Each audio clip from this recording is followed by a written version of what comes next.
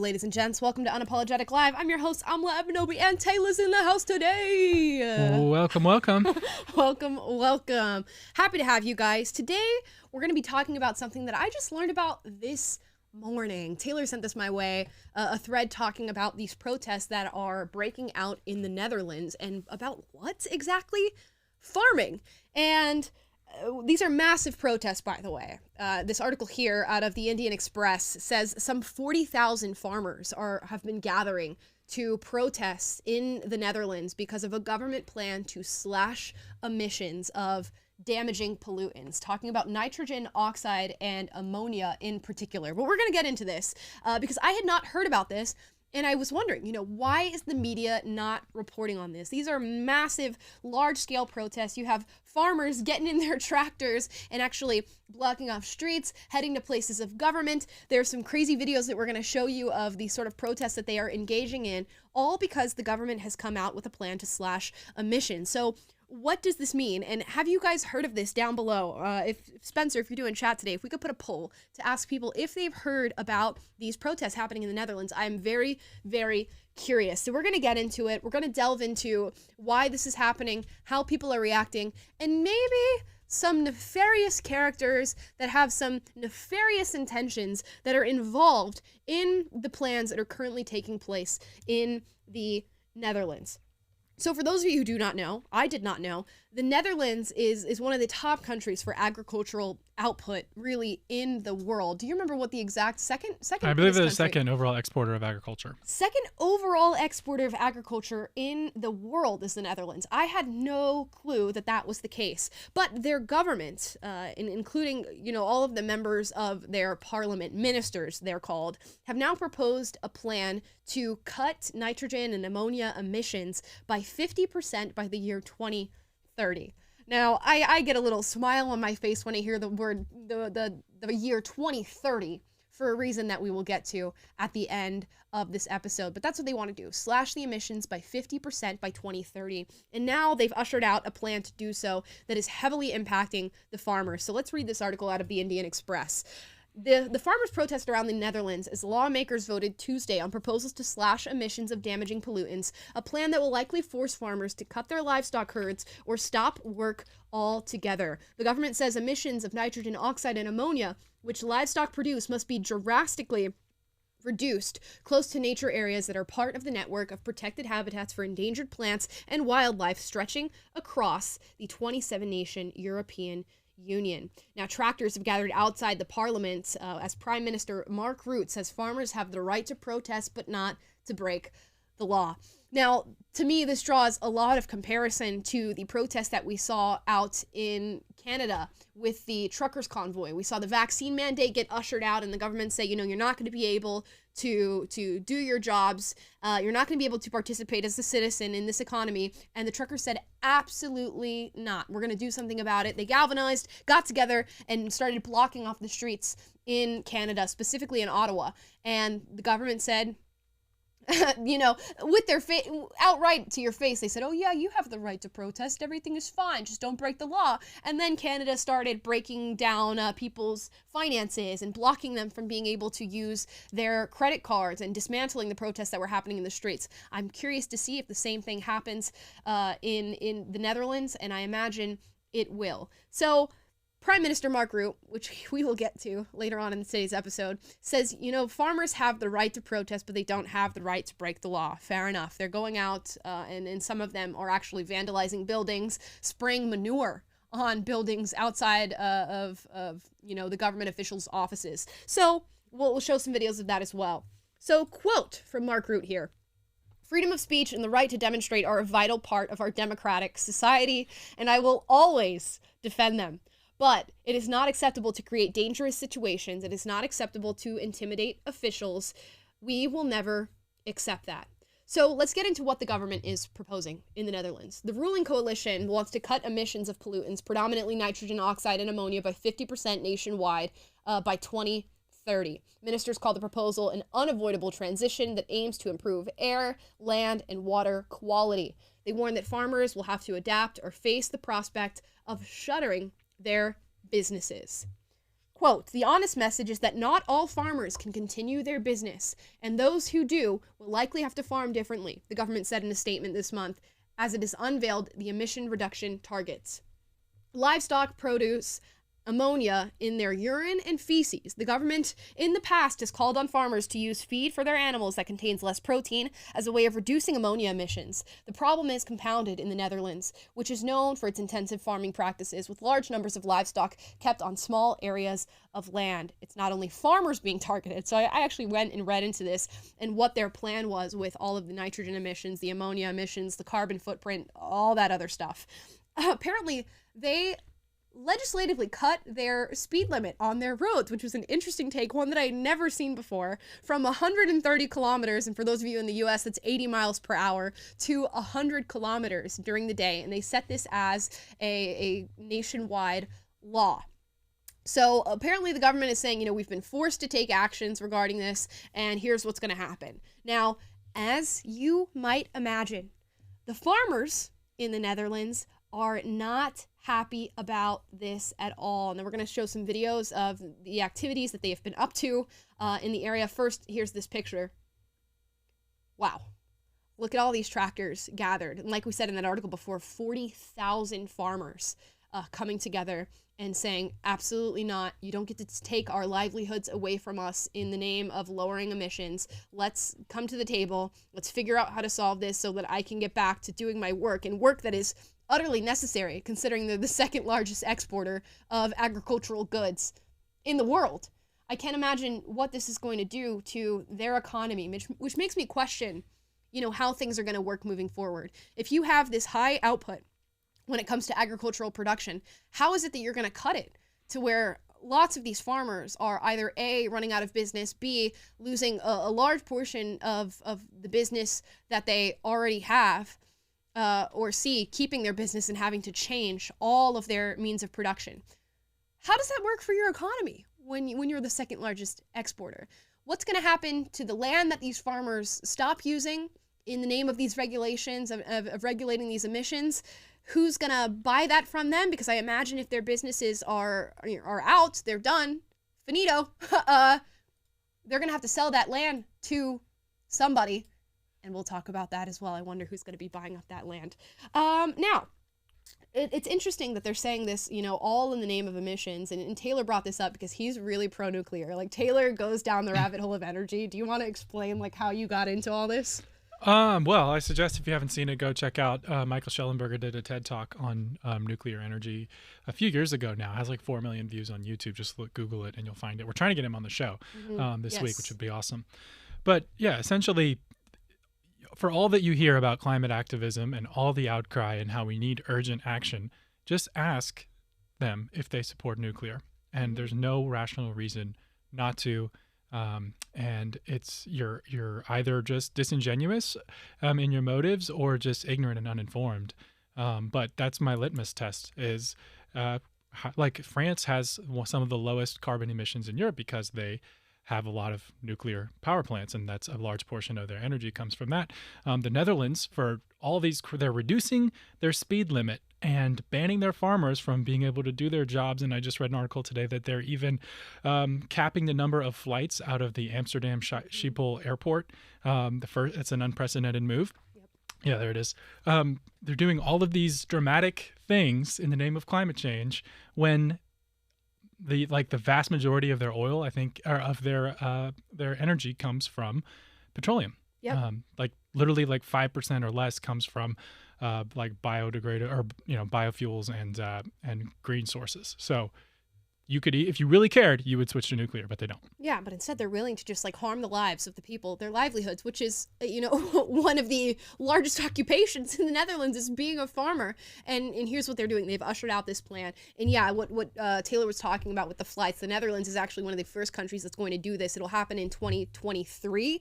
Apparently, they are cutting down the number of flights that can happen by 12% from their pre-pandemic levels. What do you think that's going to do to flight prices? It's going to harm people, everyday people who are just trying to get from A to B and live their lives. It's all this crazy economic damage when you could just cut the emissions that you need to cut in other areas that you're willfully ignoring. Yeah, it's which why? Is so, it's so why? strange. Why? Okay. Yeah. So we're asking ourselves the question, why? And I am by no means an expert on energy, on nuclear, on nitrogen oxide and ammonia and these emissions and their direct effect on climate, although I have done lots of reading on this today in particular. But it seems like they will do anything like to harm their citizens before they will actually get to a better, more efficient solution to these problems. Now, as far as nuclear plants, the Netherlands does have one nuclear plant, apparently, which creates enough energy to support over 1 million homes. However, the Netherlands is highly populated. I believe their population was it's nearly 17.5 million individuals living in the country. So they are in nuclear in one way, but you could expand that and take care of a lot of the emissions problems that you're having in your country, which is a heavy populated country with a good economy. I don't understand why this is not one of the main forms of action that they're taking. Instead, we are going after the farmers. Now, as far as nitrogen and ammonia, I did look into this and what effect they have on the environment. They're very concerned about water quality, air quality, and just their ecosystems as far as their plant life and things like that. Nitrogen and ammonia can directly affect those. And what they seem to be having a problem with in a lot of their protected nature areas is that nitrogen heavy plants are overtaking those that don't make use of the nitrogen. So that's why they're going after farmers, their fertilizers, and their livestock, because of the livestock feces and urine is ammonia heavy. I wanted to find, there's something that when I was reading about this in the UK, they made like masks for cows that changes their emissions. Did you ever read about that? I don't know about masks, but they had the fart bags or whatever that caught their like methane. A fart mask. Yeah. Yeah, the Netherlands should just order a bunch of those and put them on the livestock. Problem solved. That'll take care of the problem. I'm no scientist here, and I understand that there is methane released and nitrogen oxide and ammonia in the urine, in the feces, all these different things. But it just blows my mind at how much of a problem this has become because of that. Anyways, let's continue here. So here's a video of what some of the farmers are doing. I've turned the sound off on it because there's just music playing over it, but this is what they're doing. This is apparently outside a government building where they have piled up manure. They're throwing hay bales into the roads, apparently.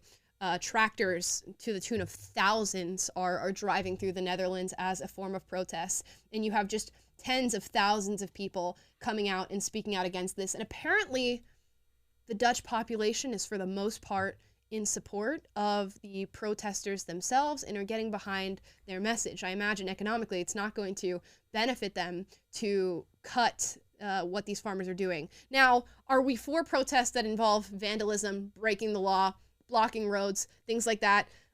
It's so tough. It's so tough for me to come out with, a conclusive opinion on it.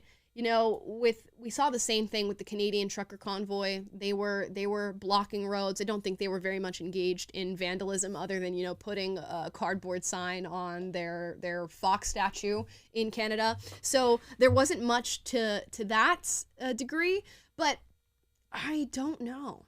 I don't know that I can say, I don't know. Taylor, do you have any strong opinions on whether or not that's okay when the government, takes this sort of overstep when it comes to your livelihood?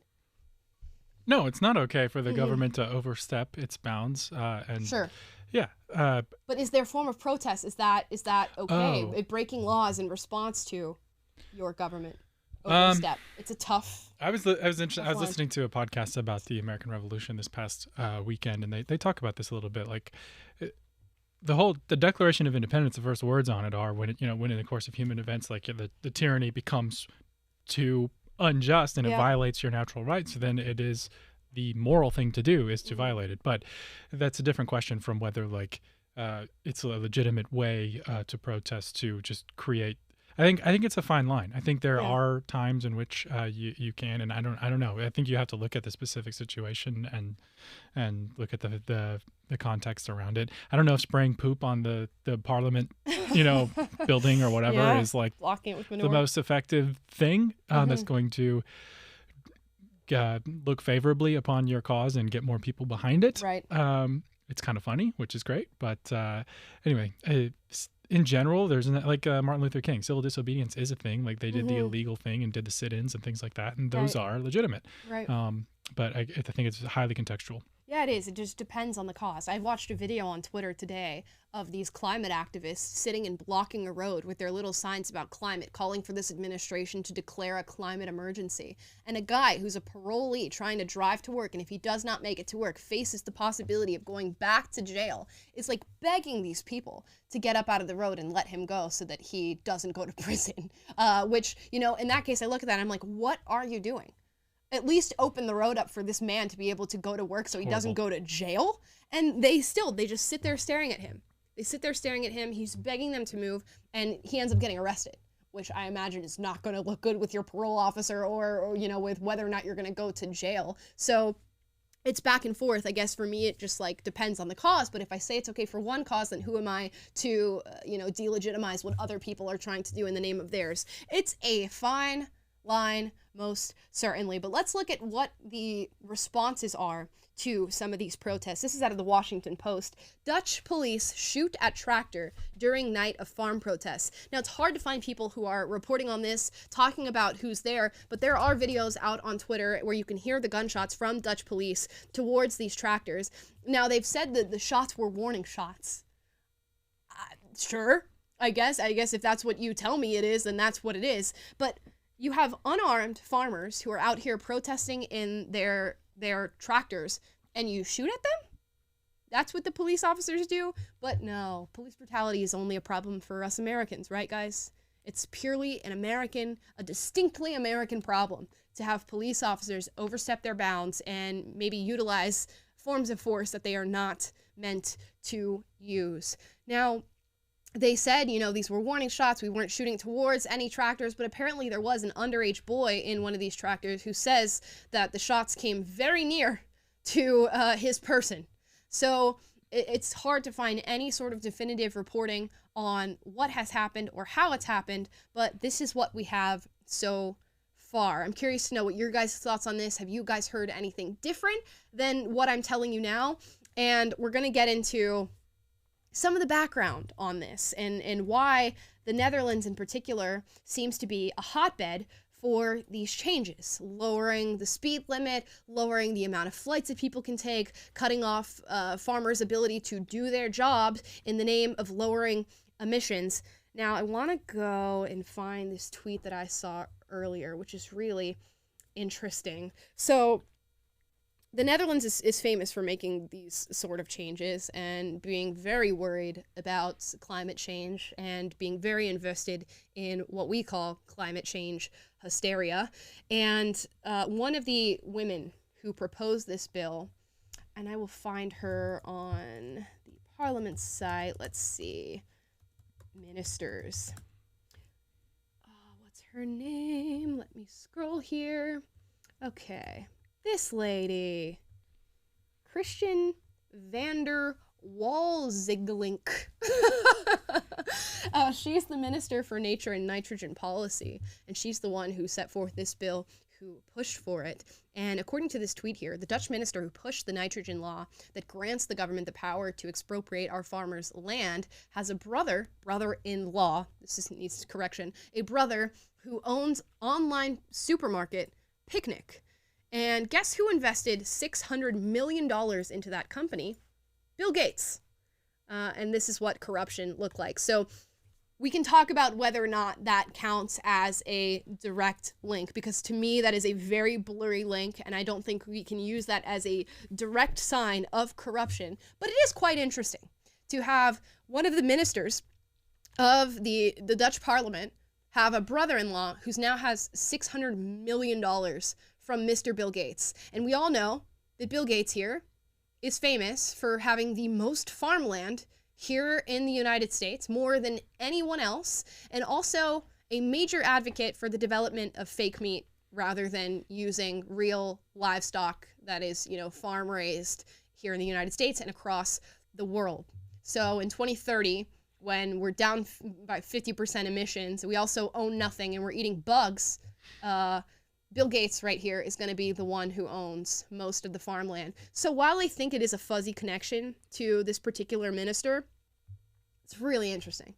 $600 million is a lot of money from a man who owns all the farmland while all of this is happening in the background, and it is the minister who pushed this specific bill. So I'm just putting that out there. I mean, view that as you will, but it seems like everywhere we turn, where something weird is happening, or people's rights are being stepped on, or their livelihoods are being stepped on, particularly in the name of climate change or a more sustainable future,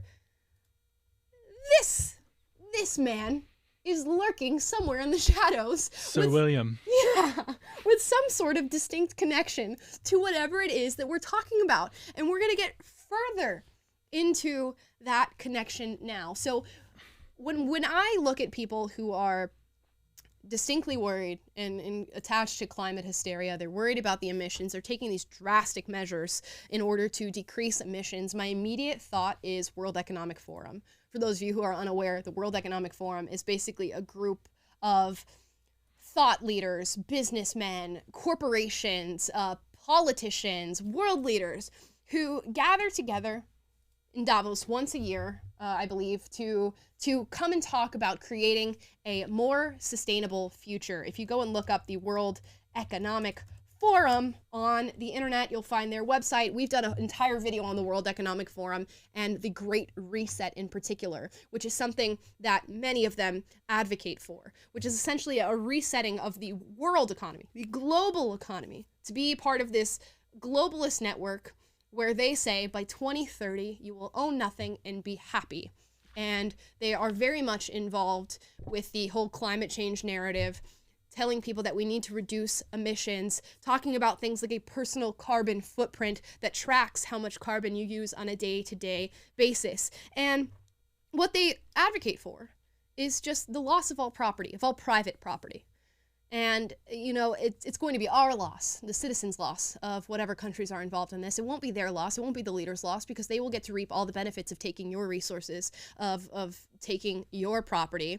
And don't worry, they'll build a sustainable future for you in the face of all these crises that we are currently going through. Now, the World Economic Forum is headed by a man, none other than Klaus Schwab. By 2030, you will own nothing and be so happy about it. And he looks like a little villain with his little bald head, his German accent.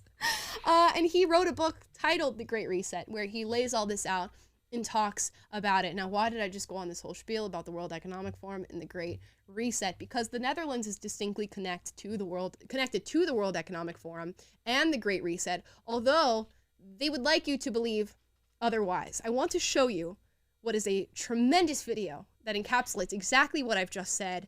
This is actually in Parliament, as a Dutch member stands and talks to one Mark Rutte, the Prime Minister of the Netherlands, and asks him about his connection to Klaus Schwab, the World Economic Forum, and the Great Reset. Now, is he met with honesty when he asks this question?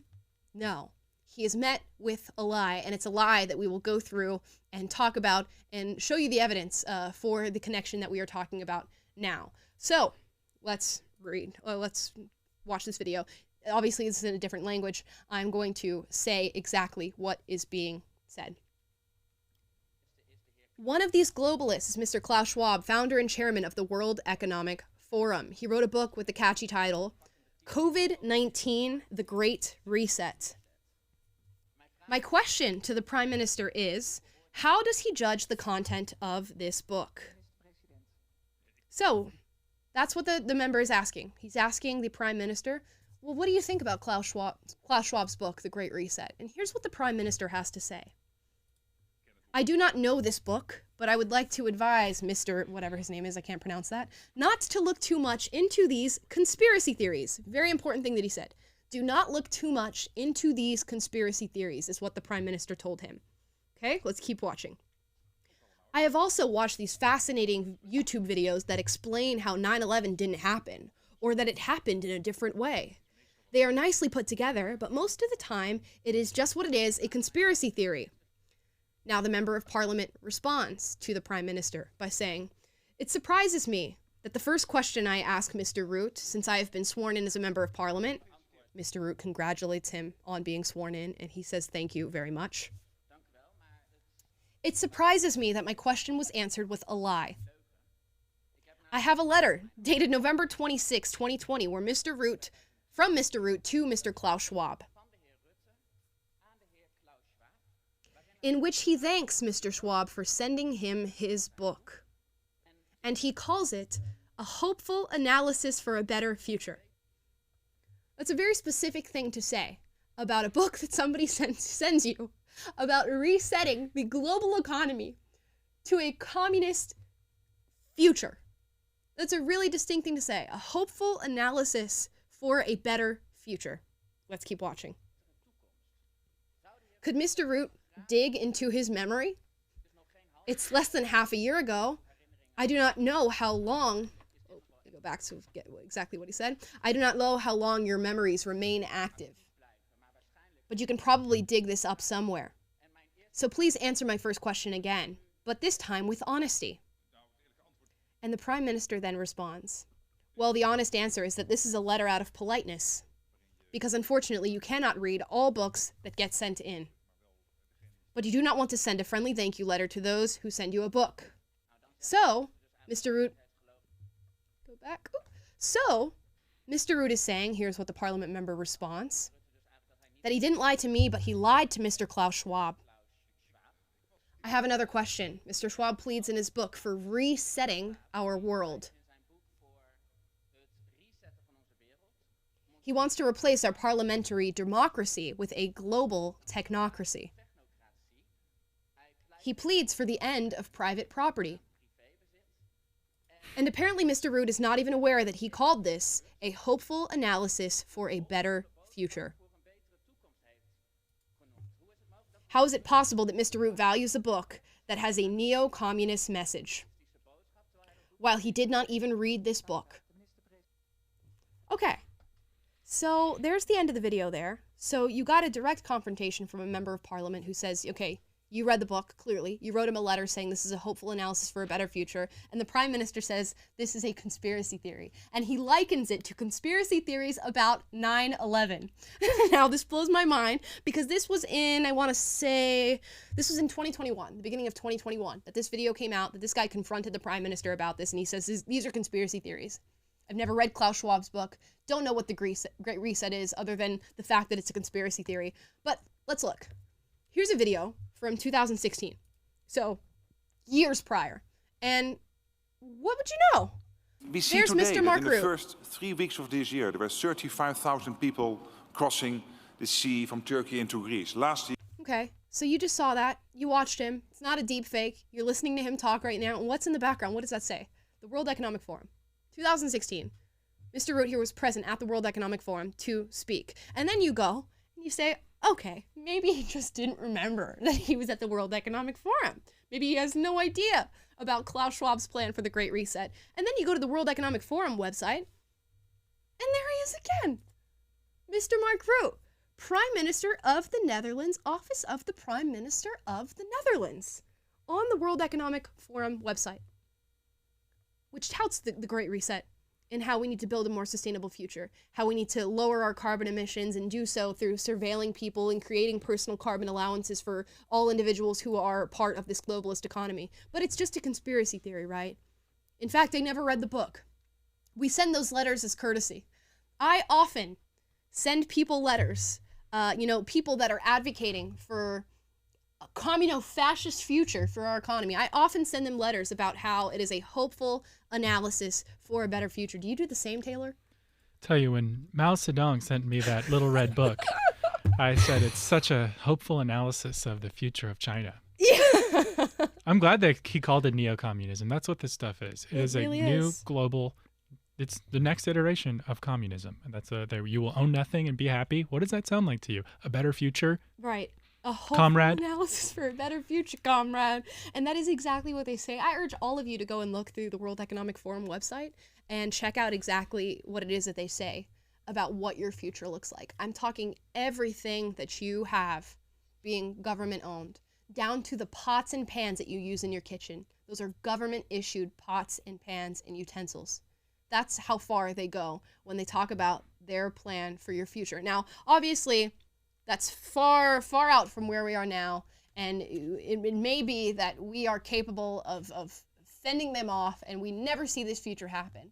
But to see all this stuff happening in the Netherlands in the name of climate change and reducing emissions, and to see a minister on Dutch Parliament whose brother-in-law just got $600 million from Bill Gates, who owns all the farmland in the United States, and also purely advocates for the World Economic Forum, and then to have Mr. Prime Minister here lie about reading the Great Reset book, lie about calling it really calling it a hopeful analysis for a better future, label the Great Reset as a conspiracy theory when he has actively attended the World Economic Forum and spoke at it here in 2016, years before this letter was brought to attention, and is just freshly on their website as a contributor on their agenda. I mean, at this point, can you even call it a conspiracy theory? Can you even call it that? When you have the horse, you know, you have it from the horse's mouth, except the horse still wants to lie to you, even though all the evidence is right there, ladies and gentlemen. And I can nearly guarantee, Mr. Mark Rutte, how did he get to that World Economic Forum? How did he get there? How did he get to Switzerland? Was it in, you know, did he fly commercial to get there? Because we've heard from the climate summit and all of these world leaders flying in on their private jets, so many private jets that they actually had traffic on the taxiway and couldn't get all of them in a timely manner for how many private jets were flying into the climate summit talking about your carbon emissions. Do you think that's how he flew to Switzerland? Along with all of his other fellow citizens on a commercial flight in economy? I think not. Yes. I think not. You can't farm your field or drive more than 60 miles an hour, but Right. let me go get on my private jet to go fight climate change. Right. And it just begs the question, you know, they know they're harming the economy. Second largest exporter of agricultural goods. And this doesn't benefit your citizens. And it seemingly doesn't benefit you, other than to cause turmoil in a way that people are begging you for something more sustainable. And who promises you a sustainable future? The World Economic Forum promises you a sustainable future. Can I get your reaction to this comment? I think this is a sentiment shared by a lot of people who don't think this is a big deal and that we need to be fighting climate change.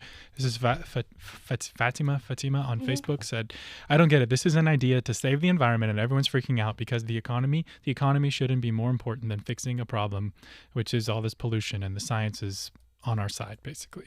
Yeah, so we're going to have Michael Schellenberger on the show hopefully next week. I've reached out to him today to set up a time where, and he used to be one of these climate change activists, hysteria, really involved on the progressive end of the climate change movement, and started actually traveling around, seeing what people are doing, and got introduced to nuclear energy. And like Taylor said, there's great TED Talks that he's done on the subject matter of going through this journey, of finding out this stuff, and realizing that so many countries, not just the United States, are ignoring what we could be doing to actually lower emissions, and instead harming people and regulating what are average everyday citizens who are trying to make a livelihood for themselves, their families, their communities, instead of doing what could actually be done to take care of this problem. I'm by no means coming up and denying that climate change is a thing, or that we should be looking at our emissions and seeing what we could do there. This is not the way that you do it. This is simply not the way that you do it. And there's so many other things that we could prescribe for this problem instead of creating this sort of turmoil and hurting the livelihoods of your average citizens. And nobody's doing it. In fact, nobody's even talking about it. When you go and look at this, if you search this Dutch farmer protest, very few people are talking about it. And this has been happening for over a week now. I think the article that I just read out of the Indian Express was from July 3rd, and it talks about the previous week. So we're a week in at this point, and I'm just now hearing about it, which is unbelievable to me. And goes to show that maybe we have some other problems ahead. So I'm not arguing that there is not a problem. I'm arguing that we're solving it in a very, very wrong way. So that's my answer to that particular comment. And to see these characters who continuously pop up in these areas of turmoil, while also advocating that they're going to build a sustainable future for you where they get all of your resources and all of your private property, questionable as well. Yeah. There we go. I'm with you. It's a false dichotomy to say that you have to choose between an economy and the environment. And right. There are solutions. Show me the thing that I'm opposing, Mm-hmm. or show me the policy that solves climate change and in a practical way, that we're opposing, and that they never talk about these practical solutions.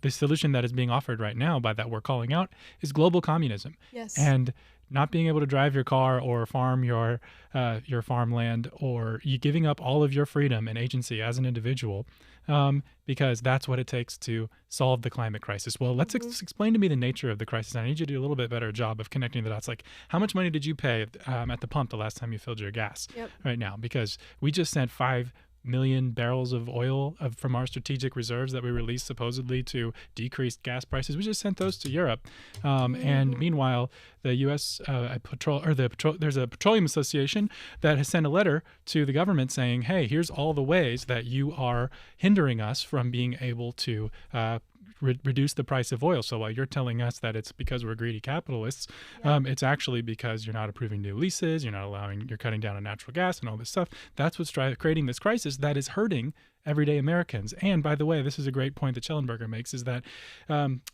poorer countries burn dirtier fuels like wood that releases a lot of toxicity and greenhouse gases into the environment. And as countries advance, they go to cleaner sources, and the end of that advancement is nuclear, because that is the cleanest, most efficient source with the least amount of waste and the least amount of damage to the environment.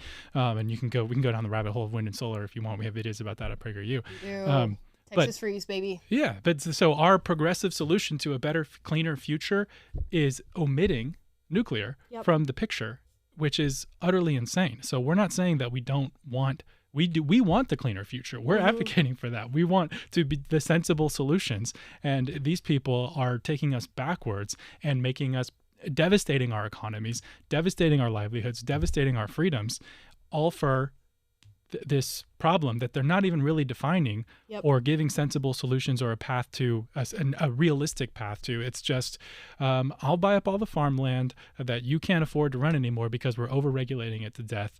You can, the gas is too expensive. Well, you should buy an electric car anyway. Like, it's not realistic, but the net effect is you're getting poorer, you're owning less private property, you can't buy a home, you can't drive a car, and that's what they want you. They want you dependent, they want you poor. So don't give up your freedom in the name of some global crisis or anything like that. We had a great trial run of the pandemic, and I am canceling my subscription. That was great. I love that. Yeah, you have to wonder. And it's so interesting to me because the people who are most talkative about climate problems are the ones who are completely unwilling to sacrifice any of their personal freedoms for any of this stuff. Yep. You have a climate summit that happens once a year where everybody flies in on their private jets, and they're telling you, the Netherlands is telling you that by 2030, they're going to cut how many people are able to travel on flights. And this will be the first country of probably many that engage in this sort of legislation. How is that okay?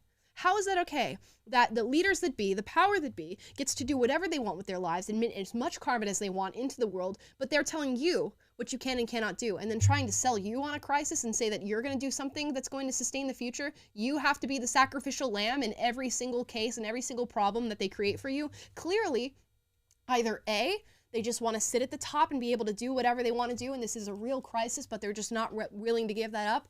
Or B, maybe they're lying to you. Because if I truly believe that the world was going to end because of carbon emissions and nitrogen oxide and ammonia, I don't think I'd fly my private jet over to this conference on climate change. I think I maybe would try to reduce my own carbon emissions for the sake of the greater good, as they always say, but none of them engage in that. So why is that? These are questions that we really should be asking ourselves. And there are so many people, especially the leaders of this world, who are so willing to let you sacrifice anything and everything for the greater good or for whatever their ends are, but they do nothing at all. It reminds me of Nothing at all. that scene in Shrek when Lord Farquaad says, "Some of you may die, but that is a sacrifice that I'm willing to make." and that's exactly what's happening is our leaders, our global leaders, are deciding what you will sacrifice. You don't have a say in it. You don't get to, this is not something that you voted for Right. or have any representation in. We have this crisis, and guess what?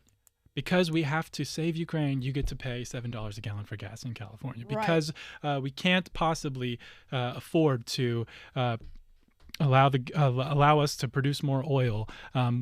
Guess what? You're going to have to pay $7 a gallon for gas. It's like they decide that you get to pay a price and you don't get a say in it, and you're supposed to just go along with it because utopia. We have to get to utopia. Right. It's this transition. It's this necessary thing. I think one of the first articles you read said this is a necessary part of the transition. Necessary. It's all necessary towards your sustainable future. Oh, we promise everything is going to be good for you. It's so crazy to me. Do you still It's have so that Nicole crazy. Kidman video, by the way? Oh yeah, the McBug video. I think we lost your screen, but Oh, okay. Let me go and search it for you guys. I want to see it now.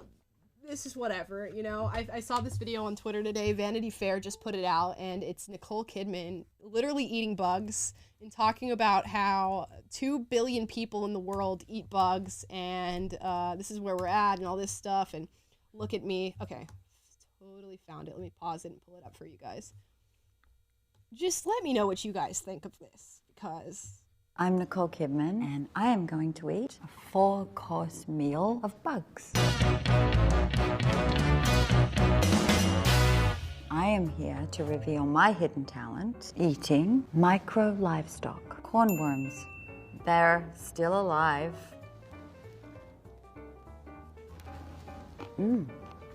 Extraordinary. Very moist, chewy. Can't quite describe the flavor, but need a little water. oh, but it's so good though. I need a little water, but it's so delicious, right? Right, Nicole? Let's try the second course, shall we? Just a little side note. 2 billion people in the world eat bugs. Do you want to add anything else on why 2 billion people in the world eat bugs? Is it because they had, a filet mignon in front of them and they went, oh no, I'll take my mealworms instead. I'd prefer that. That's why 2 billion people in the world eat bugs. No, it's not. It's not, Nicole. So don't, it's like they're trying to sell you on this. And it's very similar to some of these articles that are coming out about climate change saying that the future of protein is bugs, or Bill Gates himself saying the future of protein is synthetic meat. They're trying to sell you on something that we know is BS. We know that it's BS. Oh, but 2 billion people in the world eat bugs. Okay. Not because they want to, Nicole. Anyways. And I'm one of them, because here we go. Have some mealworms. I'm telling Oh, she looks like that's so delicious to her. she said, "I'm one of them. 2 billion people eat bugs, and I'm one of them. So I'm just like the people in third world countries who eat bugs. Look at me in this Vanity Fair set, I can't. eating fine china." Let's look at this set for a second. Let me see if I can pull. Oh, there we go. Oop. Oh my gosh. This nice Victorian style lamps with these beautiful curtains, this old vintage little seating place with the little bench thing for her to eat off of. Beautiful little flowers and this crystal, probably glass, and this old school dining set for her to unveil her mealworms. How out of touch do you have to be as an individual to make a video like this? I was How just out of in touch? France for a friend's wedding, and we went to the Louvre and walked through this reminds me of walking through their big salons. You get to walk through the quarters that Napoleon III lived in or whatever, and his family, and you see Marie Antoinette's furniture. But all this they basically had tons of money, because they were just profiting off of the entire country. They were the elites and just had invented new ways to show it off and built these like crazy palaces and stuff. And this just reminds me of like this is essentially elitist propaganda. It's like, look at you commoners, see, it's good that you'll be eating bugs after we squeeze you out of being able to drive and squeeze you out of being able to own your own home. You can eat bugs just like the 2 billion people in the world, just like me. Yep. And it's a fine dining experience. And someone in the chat said she's going to be eating a filet mignon right after this. Exactly. After brushing her teeth. In her little designer dress that she's wearing. It's so unbelievable to me. Yeah. Sign me up for my McBug Soylent future because I watched Nicole Kidman in a Vanity Fair video eat them. It's like, how stupid do they think you are? They really think you're stupid. With every single political issue, social issue whatsoever, they go out and trounce around their little drove of Hollywood actors to tell you what it is that you shouldn't say, tell you what's acceptable, tell you what the elite believes on the certain issues. But I saw Nicole Kidman eating mealworms on Vanity Fair. Oh, this must be an elite lifestyle. She even said 2 billion other people eat them as well. Okay, in the frickin' Congo, 2 billion people eat them. It's not. Oh my gosh, I just can't get This behind is her best performance since Moulin Rouge, though. Just gotta give it to her. And I like Nicole Kidman. She's a good actress. I love watching Nicole Kidman. I don't like watching her eat bugs. Okay? Whatever. Anyways, I don't even know what else to say. But I'm glad that I subjected you guys to that with me because I had to be subjected to it earlier. So now you have joined in. But let me know, what do you guys think about what's happening in the Netherlands right now? Am I on the right track here? Do you think I'm on the wrong track? Do you truly believe that climate change is the massive issue that they're making it out to be, and that we do need to be cutting out what farmers can do and reducing the amount of livestock they can have and cutting out their land essentially? Again, I wonder who's going to buy that land. Who's going to buy the land from the farmers who can no longer use it or do not have the profit to keep it up anymore? Just a question. Just a thought. Is the government going to buy it? Is Bill Gates going to buy it? Gil Bates. Gil Bates? Is Gil Bates going to buy it? While he tells you about your fake meat future, your Soylent fried cricket future, you let me know what you guys think. And other than that, I really have nothing else to say. Check out the World Economic Forum website. Give that a jolly good read, even though it's just a conspiracy theory and we've never read the Great Reset book, and we certainly didn't call it a hopeful analysis for a better future, or speak at the World Economic Forum in 2016, or become a contributor on the agenda of the World Economic Forum that you can find on their website. We certainly didn't do any of those things. These are conspiracy theories made up by far-right extremists. Thank you guys so much for watching. Please subscribe. Click the notification bell to be notified every single day when we go live. That is 3 p.m. Pacific, 6 p.m. Eastern. Leave the comment down below. Did you guys know about this? What are your thoughts on this? Am I on the wrong track or the right track? Do you disagree with me on anything? Do you agree with me on anything? Do you wish I had said something that I did not say? Drop that in the comments down below. And if you'd like to listen to this podcast, go to Spotify, Google Play, Apple Podcasts. Leave us a 5-star review because the left leaves us 1-star reviews. So sad. They want the McBug Soylent future that we are not willing to engage in. I will see you guys tomorrow, 3 p.m. Pacific, 6 p.m. Eastern. Peace.